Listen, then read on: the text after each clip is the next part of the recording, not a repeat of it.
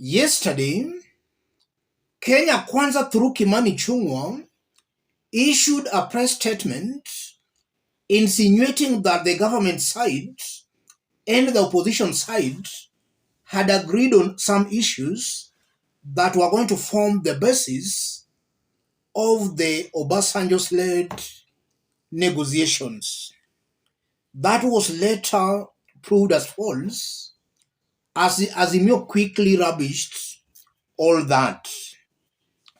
And the statement by Kimani Ichungwa yesterday discouraged very many Azimio supporters who felt the Azimio leadership was betraying the people. Earlier today, Raila Odinga also added his voice into the whole press release by Kimani Ichungwa yesterday. Yesterday, Kenya Kwanza released a one-sided statement signed by Honorable Kimani Ichungwa that they claim to incorporate our views. We disown the statement by Honorable Ichungwa. Azimio had nothing to do with it. Its contents were those of Kenya Kwanza, their wish list.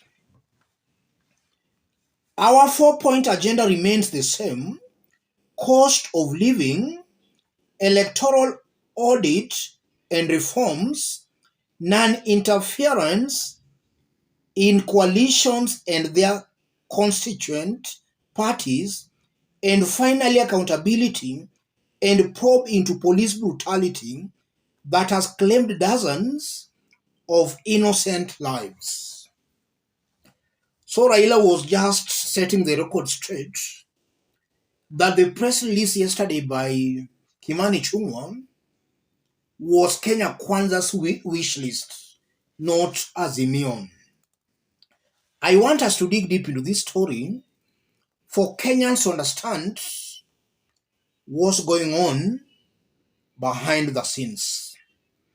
If you are watching us but you have not yet subscribed, subscribe, give this video a like. Let's proceed. Yes, what's actually going on behind the scenes, ladies and gentlemen? Why is Raila Odinga and the Azimio Brigade opting for a dialogue? I did explain that yesterday, but let me also repeat this.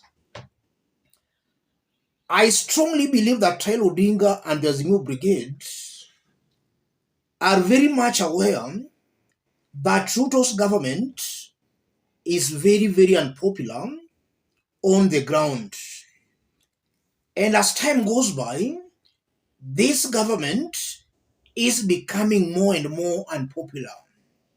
And by Raila and Azimio team constantly attacking this government, they are making it more unpopular. That's a reality I know Raila Odinga and the Azimio team understands very well. This is a very unpopular government, and any person associating with this government is just digging his or her political grave. So by Azimio associating with Kenya Kwanza, Azimio here is losing the people. I think that's a reality Raila Odinga and the Azimio team knows very well.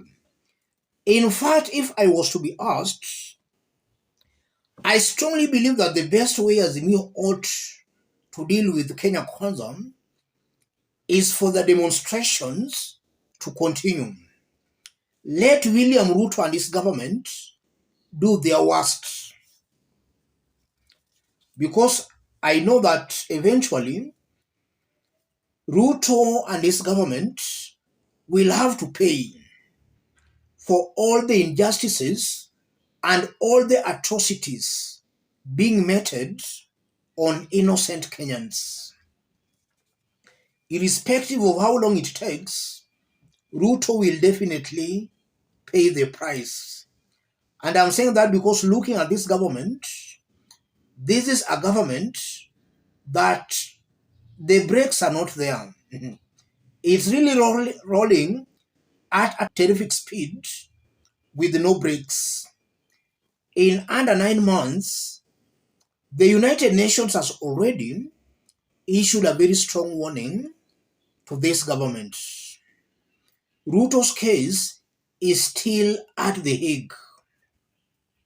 And on with the way the government was going, it's very clear that another warrant of arrest was most definitely going to be issued against William Samoei Ruto. Revolutions are never easy, and for a citizen to win against the government, then they must be patient as they push the government into submission. And in this case, I honestly believe that the only way forward was for the Azimio just to continue pushing it to the wire. But just as I've explained, the dialogue is just a way of Azimio re-strategizing, because it's very clear that with the kind of police brutality we have so far seen in the past weeks, Azimio should and must go back to the drawing board to actually find a way of dealing with a brutal government. They must first of all retreat to plan on how to fight. And that's why I believe Raila Odinga might be going this route of negotiations. It's just a way to give them time to re-strategize. And also, if you look at it keenly, I'm seeing a very high possibility. And this is something I keep on repeating in this video. There is a very high possibility where William Ruto and his team are very clueless and not very honest in these talks. Kimani Ichungwa issuing that press release yesterday, something that is completely false, was meant to discourage Azimio supporters and to project Raila Odinga as somebody who has been fighting for his own personal interests. While we all know that this government has pushed Kenyans to the wall. Kenyans were exercising their democratic rights in telling the government that the cost of living is too high. That's a right Kenyans were exercising.